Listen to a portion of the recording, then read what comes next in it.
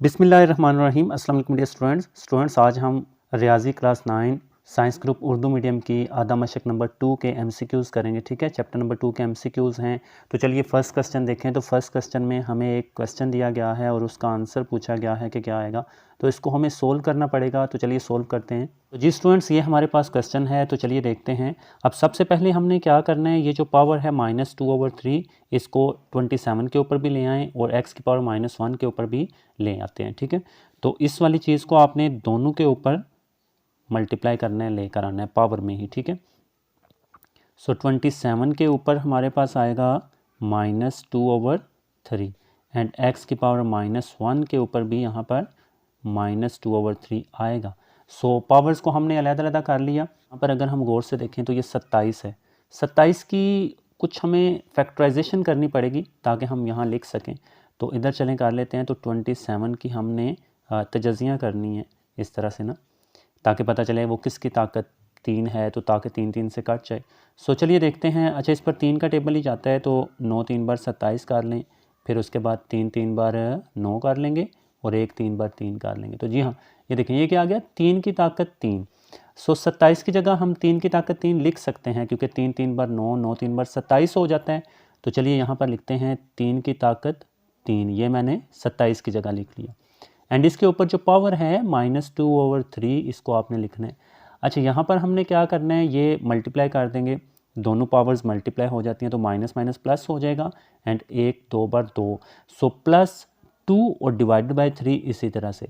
तो चलिए ये हमने इधर स्टूडेंट्स कर लिया। अब इस तरफ क्या करना है, 3 3 से कट जाएगा ना, तो इसको आप काट दो और बाकी यहाँ पर रह जाएगा 3 की पावर -2 और ये x की पावर 2/3 है। ठीक है, अच्छा, अब यहाँ पर एक रूल है स्टूडेंट्स, और वो रूल ये है कि अगर पावर माइनस में है तो उसको प्लस करने की कोशिश की जाती है। तो प्लस करने के लिए हम इसको डिवाइड के नीचे ले जाएंगे और ये x की पावर 2/3 है और डिवाइडेड बाय 3 की पावर नीचे जाकर +2 हमने कर दी। ठीक है, तो ये वाली चीज़ -2 थी, इसको इसके डिवाइड के नीचे ले जाएंगे तो ये +2 हो जाएगी। अब जब हम ये आंसर उधर ढूंढेंगे, जैसे आप देख लें तो यहाँ पर कोई भी इस तरह का आंसर नहीं लिखा हुआ।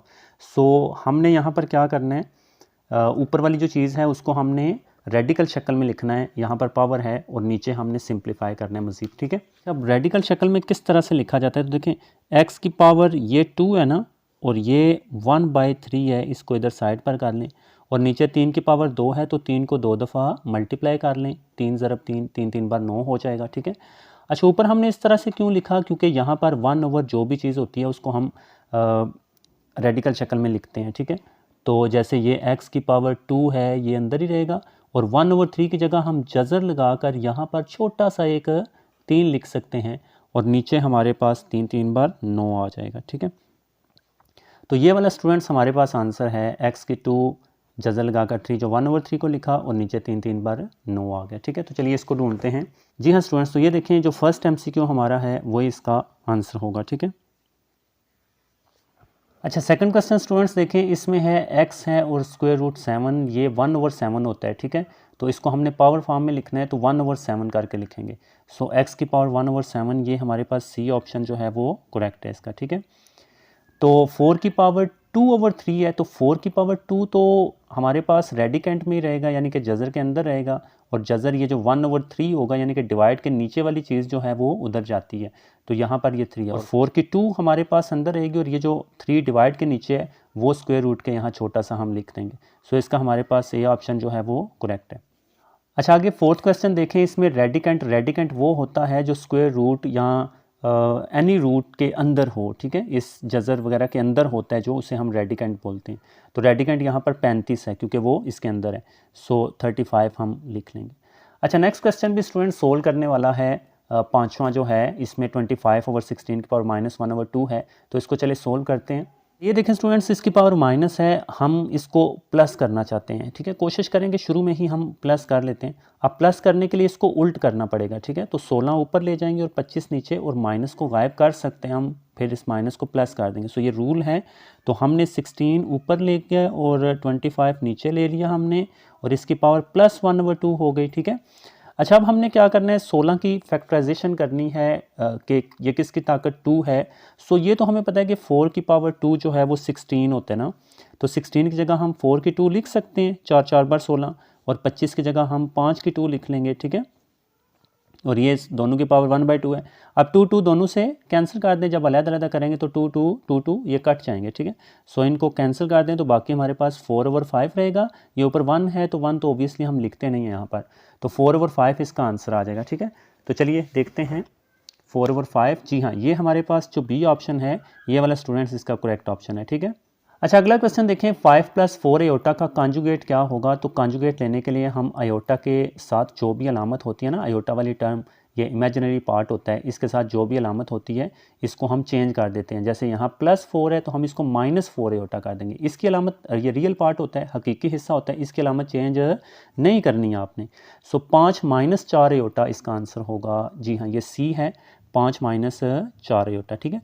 तो ये कॉन्जुगेट इसको हम बोलते हैं, ठीक है। आयोटे वाले के साथ जो भी अलामत होती है उसको आपने चेंज करना है, और जो हकीकी हिस्सा होता है उसकी अलामत वगैरह चेंज आपने नहीं करनी, ठीक है।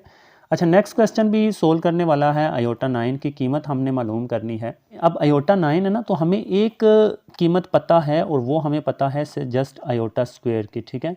आयोटा स्क्वायर की जो वैल्यू है वो -1 होती है। अब यहाँ चूँकि हमें आयोटा स्क्वायर चाहिए किसी तरह से, तो 9 पर तो 2 का पहाड़ा या 2 का टेबल नहीं जाता ना, तो 9 पर 2 का पहाड़ा नहीं जाता, तो इसमें से एक आयोटा हम एक काम कर सकते हैं कि एक आयोटा हम पहले ले लें, और फिर ये आयोटा जब 9 में से एक आयोटा पीछे ले लिया तो यहाँ पर 8 रह जाएंगे ना, पहले 9 थे। अब ये भी तो टोटल 9 ही है ना, 1 और 8 ये 9 हो जाएंगे। सो यहाँ एक आयोटा हमने कॉमन ले लिया था, एंड यहाँ पर हमने क्या करना है, 8 पर 2 का टेबल जाता है तो यहाँ पर हम 2 लिखेंगे, और 2 कितने बार 8 होगा, 2 कितने बार 8 होगा, 2 4 बार 8 होगा। देखें हमने आयोटा 2 यहाँ बना लिया एक आयोटा कॉमन लेकर, और अब इसमें कोई फ़र्क भी नहीं आया, यहाँ पर 9 थे, यहाँ पर भी 9 है, यहाँ पर भी टोटल 9 ही है ना, 2 4 बार 8 और एक 9, तो फ़र्क नहीं आना चाहिए। अब आयोटा 2 की वैल्यू हमें पता है -1 है, तो यहाँ पर हम -1 लिख लेंगे। तो चलिए लिखते हैं, तो यहाँ पर हमने -1 लिखा, -1 की पावर 4। अच्छा, अब यहाँ पर -1 की पावर 4 है। अगर किसी, हमें ये तो पता है कि एक की जितनी भी ताकत हो वो एक ही रहती है, एक एक बार एक एक बार एक एक बार एक, वो एक ही रहेगा। तो चाहे 4 दफ़ा मल्टीप्लाई करें तो वो एक ही रहेगा। लेकिन ये -1 आएगा या +1 आएगा, तो उसके लिए हमें डाउट है यहाँ पर।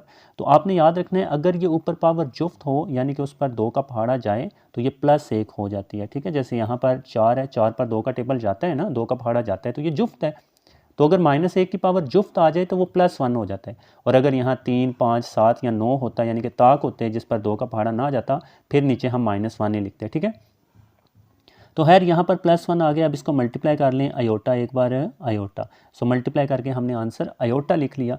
सो आयोटा इसका आंसर है, तो इस आंसर को ढूंढते हैं। जी हाँ, ये सी आंसर जो हमारा है ये इसका करेक्ट है। अच्छा, नेक्स्ट हमारे पास है, हर हकीकी नंबर डैश होता है, नातक अदद नहीं। हर हकीकी नंबर गैर नातक भी हो सकता है, नातक भी हो सकता है, मुस्बत सही अदद नहीं, मनफी भी तो हो सकता है, मनफी नहीं है, मुस्बत कम्प्लेक्स। जी हाँ, कम्प्लेक्स नंबर, तो आपने याद रखना है हर हकीकी नंबर एक कम्प्लेक्स नंबर भी होता है, ठीक है। अच्छा, नेक्स्ट हमारे पास अगर देखें, नेक्स्ट क्वेश्चन है, कम्प्लेक्स नंबर ये दिया गया है 2ab iota plus iota square का हकीकी हिस्सा क्या होगा। तो अभी ये सिंप्लीफाइड वर्जन में नहीं है, पहले हमें इसको सिंप्लीफाई करना है और फिर देखेंगे कि हकीकी हिस्सा कौन सा है, ठीक है। तो चलिए इसको सिंप्लीफाई करते हैं। ओके स्टूडेंट्स, ये हमारे पास क्वेश्चन है, इसका हमने हकीकी हिस्सा मालूम करना है। अब सबसे पहले हमें ये आयोटा स्क्वायर नज़र आ रहा है, तो इसकी जगह हम -1 लिख सकते हैं। सो 2ab हमारे पास यहाँ आया, एंड आयोटा प्लस, और यहाँ पर -1 लिख लें, और ये बड़ी ब्रैकेट कर लेंगे। अब चलें, ये हमने क्यों किया, क्योंकि हमें पता है कि आयोटा स्क्वायर की वैल्यू -1 होती है, ठीक है। अच्छा, अब यहाँ पर क्या करेंगे स्टूडेंट्स, इसको प्लस माइनस माइनस करवा दें दरमियान में, तो आयोटा एंड प्लस माइनस -1, ठीक है। अब 2ab को दोनों के साथ मल्टीप्लाई करवाएंगे, 2ab iotas are 2ab iota and plus minus minus, और 2ab एक बार 2ab, ठीक है। चलें, ये हमारे पास सिंप्लीफाई होकर आ गया। अब इसका हमने हकीकी हिस्सा मालूम करना था। हकीकी हिस्सा कौन सा होता है, जिसके साथ आयोटा नहीं होता।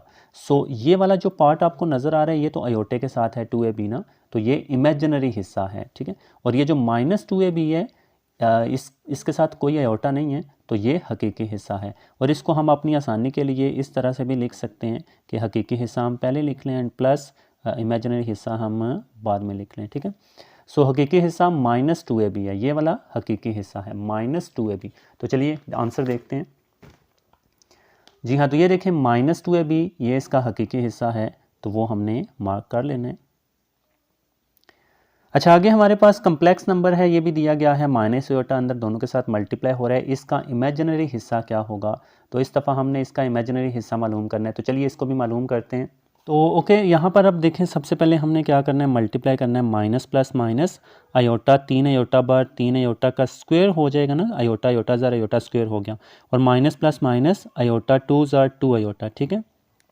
चलें, अब यहाँ अगेन वही देखें, आयोटा स्क्वायर की वैल्यू हमें पता है -1 होती है, तो यहाँ पर आयोटा स्क्वायर की जगह हम -1 लिख सकते हैं, ठीक है। और ये -2 आयोटा इसी तरह से आ गया। अब माइनस माइनस प्लस हो गया, 3 एक बार 3 और -2 आयोटा। अब यहाँ पर देखें इसका हमने इमेजिनरी हिस्सा मालूम करना था, तो ये वाला हकीकी हिस्सा है और ये जो -2 है ये इमेजिनरी हिस्सा है, ठीक है। सो हमें इमेजिनरी, क्योंकि इमेजिनरी हिस्सा वो होता है जो अयोटे के साथ हो, तो यहाँ अयोटे के साथ -2 है ना, तो -2 इसका इमेजिनरी हिस्सा है, ठीक है। ये -2 देखते हैं, जी हाँ, ये हमारे पास ए जो ऑप्शन है ये इसका इमेजिनरी हिस्सा है -2, ठीक है।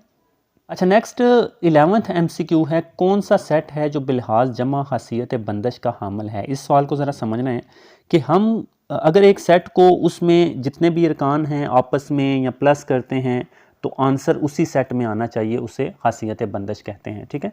जैसे ये 0 है, 0 को 0 में प्लस करें तो 0 ही आएगा ना, और 0 इसमें मौजूद है। चलें, ये 0 है, 0 प्लस 0 करेंगे तो वो इसमें है, 0 प्लस -1 करेंगे वो भी इसमें है, लेकिन जब -1 प्लस -1 करेंगे तो वो -2 हो जाएगा, और -2 इसमें नहीं है तो ये नहीं है, ठीक है। ये भी 1 प्लस 1 करेंगे 2 हो जाएगा, और 2 इसमें नहीं है, एंड सिमिलरली ये भी। सो जो ए ऑप्शन हमारे पास है ये करेक्ट है, ये हसीयत बंदश बिलहाज जमा है, क्योंकि 0 को अगर हम 0 में प्लस करेंगे तो वो आंसर भी 0 ही आएगा, और इधर -1 को -1 में करेंगे तो -2 आएगा। सो ये नहीं है, ये भी नहीं है, ये तीनों नहीं है, ठीक है।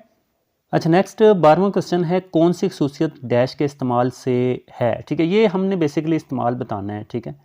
तो अगर हम यहाँ पर देखें तो ये -√5/2 को 1 के साथ मल्टीप्लाई किया गया है और दोबारा आंसर वही आया है, और हमें ये पता है कि 1 के साथ जब जिसको भी मर्ज़ी हम ज़रब करते हैं तो जवाब वही आता है। तो इसको हम ज़रबी, क्योंकि ज़रब किया गया है ना, तो ज़रबी ज़ाती आंसर, ज़ाती का मतलब क्या होता है कि वो खुद ज़ात, यानी कि वो खुद नंबर आ गया, ठीक है। तो अगर हम 1 को मल्टीप्लाई करेंगे किसी भी ज़ात के साथ तो आंसर उसी का ज़ात वही आएगा, ज़रबी ज़ाती आंसर, ठीक है। सो ये सी ऑप्शन जो है हमारा करेक्ट है। तो 1 को जब भी मल्टीप्लाई करके आंसर वही आए तो वो ज़रबी ज़ाती आंसर की प्रॉपर्टी हम यूज़ करते हैं, ठीक है। आगे 13वां क्वेश्चन है, अगर z छोटा है 0 से, यानी कि z नेगेटिव है, क्योंकि 0 से छोटे सारे मनफी अदाद होते हैं, नेगेटिव नंबर्स होते हैं, तो x छोटा है y से, तो फिर जब z को यानी कि माइनस वाली रकम को हम x और y के साथ मल्टीप्लाई करेंगे तो क्या वो छोटे रहेगा या बड़ा हो जाएगा। तो स्टूडेंट्स वो बड़ा हो जाएगा, क्योंकि ये 0 से छोटा है, ठीक है। तो जब भी नेगेटिव नंबर को हम मल्टीप्लाई दोनों तरफ करेंगे तो ये अलामत उल्ट हो जाती है, ठीक है। सो एक्स जेड बड़ा होगा वाई जेड से, ठीक है, क्योंकि z 0 से छोटा है, z नेगेटिव है, तो उल्ट हो जाएगा, ये आपने याद रखना है, ये प्रॉपर्टी है, ठीक है। अच्छा, नेक्स्ट हमारे पास 14वां क्वेश्चन है, अगर A B belongs to set of real number, यानी कि ए और बी जो हैं ये हकीकी अदाद के सेट में मौजूद है, और सिर्फ एक, या तो ए बराबर बी होगा, यानी कि या तो वो दो नंबर्स बराबर होंगे, या ए बी से छोटा होगा, या ए बी से बड़ा होगा, ये दुरुस्त है। तो इन तीनों में से एक उसमें दुरुस्त होगा, ठीक है। यानी कि दो नंबर्स हम कोई भी लेते हैं, या तो आपस में बराबर होंगे, या एक छोटा होगा दूसरा बड़ा, या इसका अपोजिट हो सकता है। तो इसको हम कौन सी हसीयत कैसे कहते हैं, सलासी हसीयत हम कहते हैं स्टूडेंट्स। सलास का मतलब 3 है ना, यानी कि 3 खसूसियत है, ठीक है, सलासी हसीयत है। अच्छा, एक गैर इख्तितामी गैर तकरारी अशारी अदद, वो नातक तो नहीं हो सकता क्योंकि वो गैर तकरारी है। गैर इख्तितामी यानी कि कभी ख़त्म भी नहीं हो रहा और उसका कोई एक पोर्शन बार बार भी नहीं आ रहा, तो वो गैर नातक अदद होता है। क्या होता है, गैर नातक, वो नातक नहीं होता। कुदरती तो होते नहीं, वो तो 1 2 3 और प्राइम मुफरत तो आपको पता है ना, जिस पर किसी और का टेबल ना जाए। सो ये तो अशारी है ना, तो अशारी जो कभी ख़त्म ना हो और उसमें तकरार भी ना हो, यानी कि कोई गैर तकरारी है, तो वो गैर नातक अदद होता है। सो इसका सी ऑप्शन हमारे पास करेक्ट है। तो ओके स्टूडेंट्स, ये हमारे पास MCQs थे। आई होप आपको समझ आ गए होंगे। अपना बहुत ज़्यादा ख्याल रखिएगा, दुआओं में याद रखिएगा। अल्लाह हाफिज़।